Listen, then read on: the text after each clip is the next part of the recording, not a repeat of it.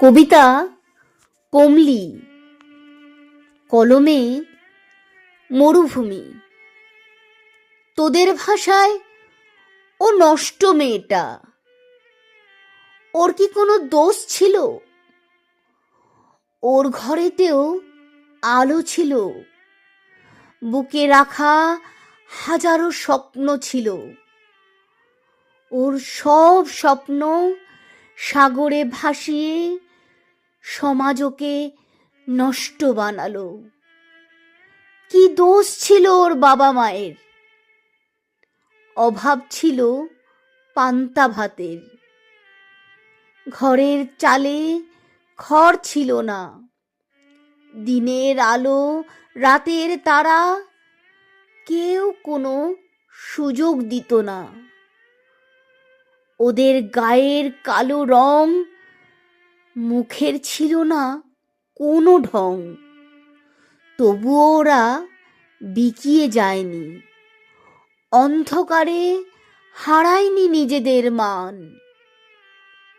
মেয়েটা বাঁচতে চেয়েছিল, শিক্ষার আলোয় জ্বালিয়ে রাখতে প্রতিবাদ করেছিল চৌরাস্তায়। কমলি অবুঝ ছিল, বয়স তখন 15, সবে কিশোরী। বাবা মায়ের একটি সন্তান, কুলি দামোদরের সে ছিল প্রাণ।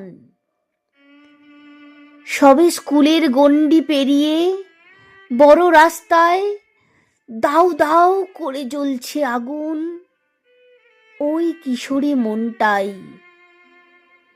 প্রতিবাদ করতে শিখিয়েছে বাবা, অন্যায়ের সাথে আপোষ নয়।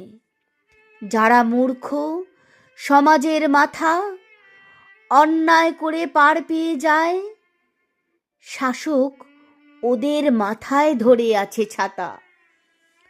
অপকৌশল আর ছলনায় ওদের পাতা ফাঁদে মেয়েটি দিল পা। কমলি বিক্রি হলো অচেনা এক রাতে। স্বাধীন চেতা মেয়ে কমলিকে ওরা স্বাধীনভাবে বাঁচতে দিল না। পচা সমাজ নষ্ট করলো মেয়েটাকে। স্বাধীন চেতা মেয়ে কমলিকে ওরা স্বাধীনভাবে বাঁচতে দিল না। পচা সমাজ নষ্ট করলো মেয়েটাকে।